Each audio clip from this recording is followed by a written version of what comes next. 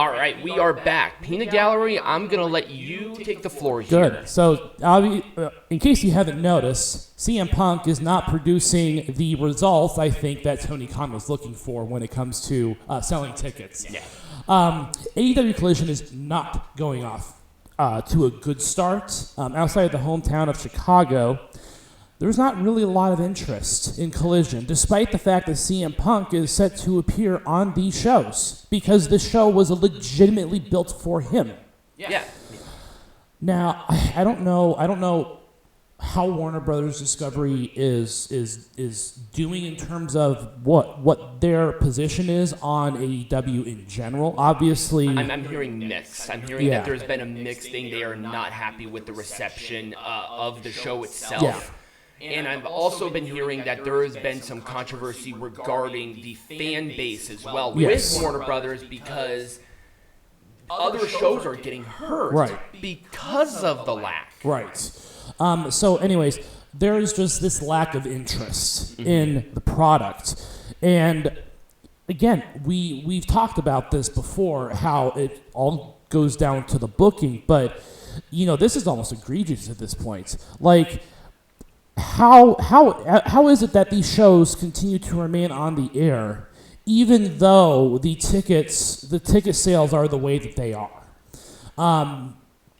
And despite everything that Tony Khan is trying to do to get the ratings to go up, his announcements are not even bumping ratings anymore. Oh, and we'll talk about that when I get on my soapbox here.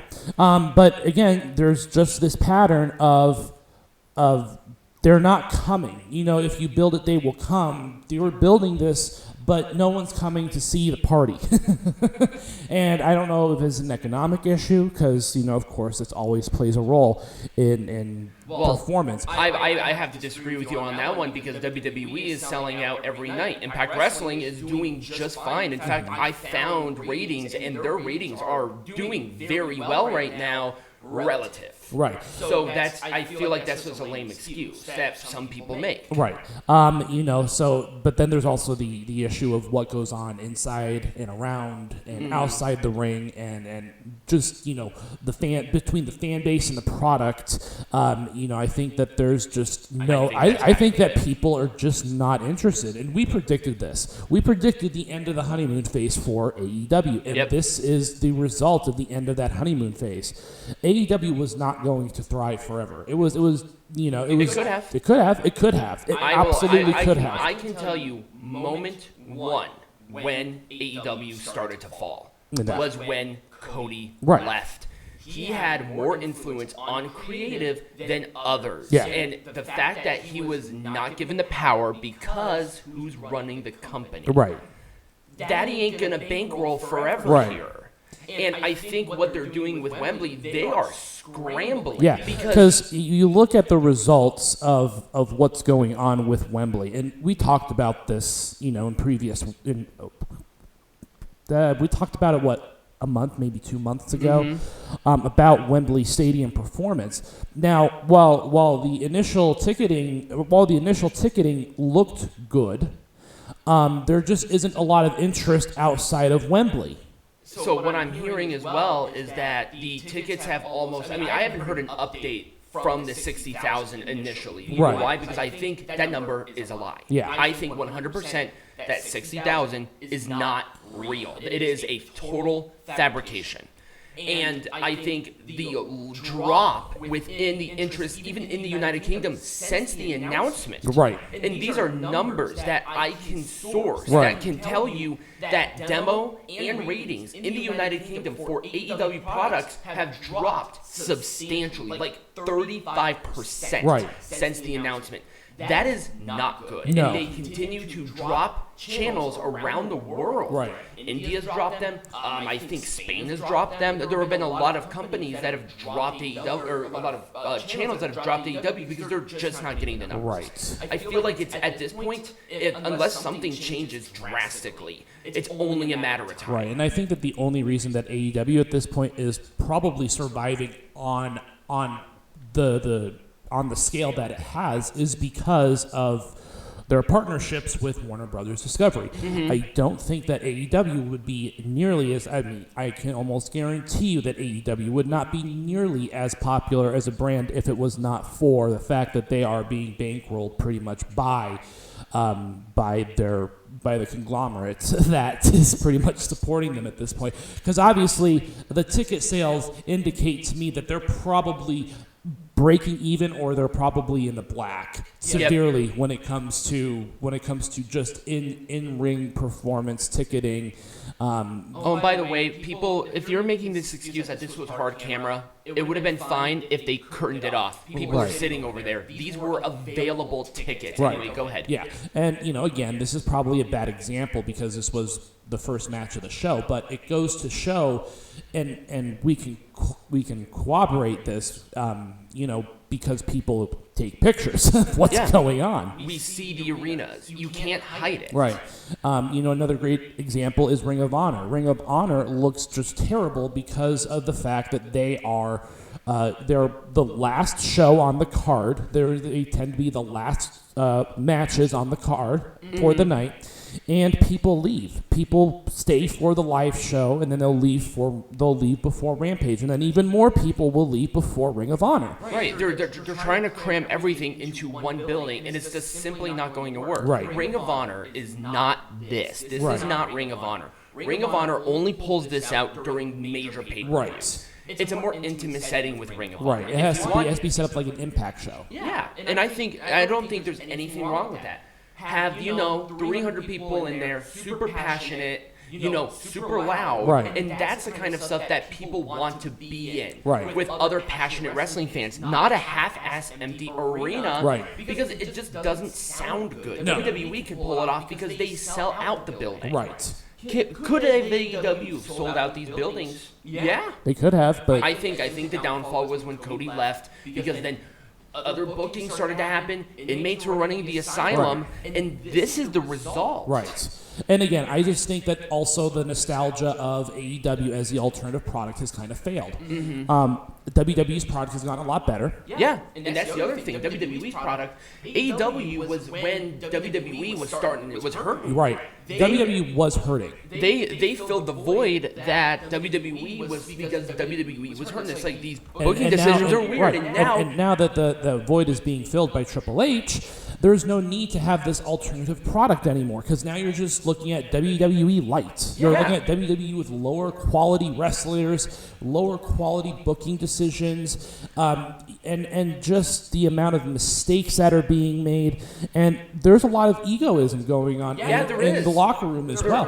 Aubrey Edwards is a good example of what happens when your ego drives you. You want to be at the center of attention. And guess what? People are not responding well to it. People don't like it. Right. Nobody is liking this whole Aubrey Edwards and Karen Jarrett thing. And I think that's a perfect example of this inmates running the asylum thing. I want to be a wrestler now. Why? I thought you said when AEW started that you don't want to be the center of attention, Aubrey. I thought that was what you wanted. But now you're in a match. Right. And not only a match, a very promoted match. Right.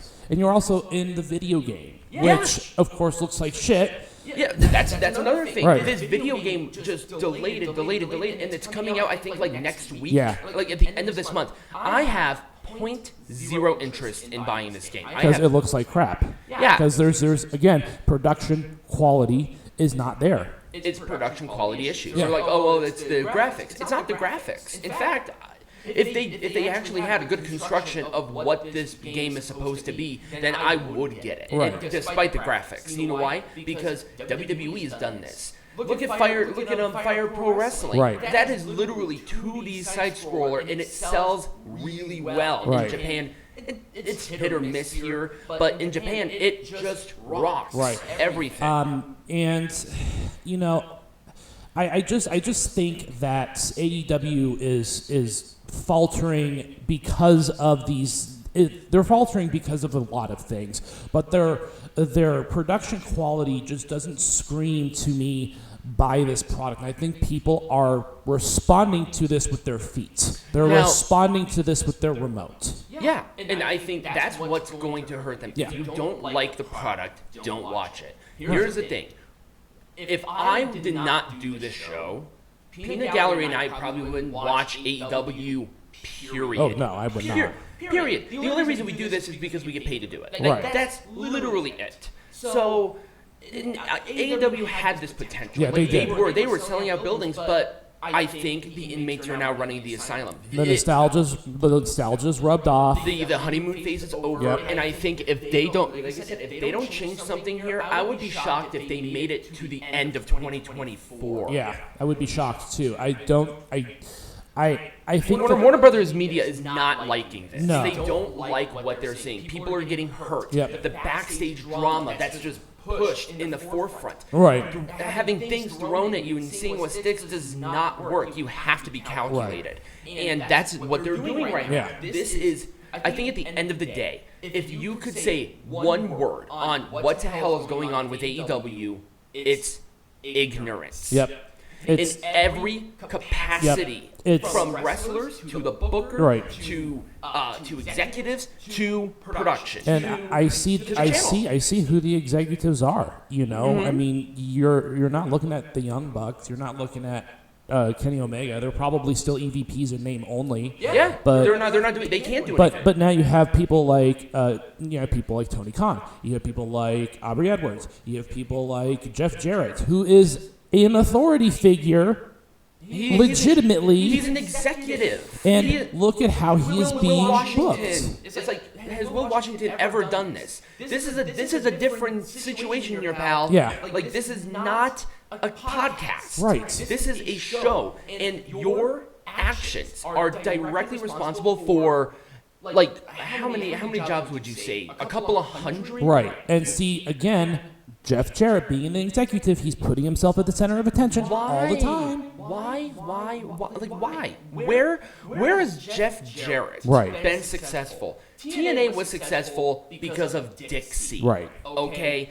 If Dixie did not bankroll Jeff in the early 2000s, TNA wouldn't have lasted past the weekly pay-per-view era. Period. End of story. Look at what happened with Global Force. Right. The guy has connections. The guy, he just does not have the brain for the business. He's not his grandma. He's not his dad. Right.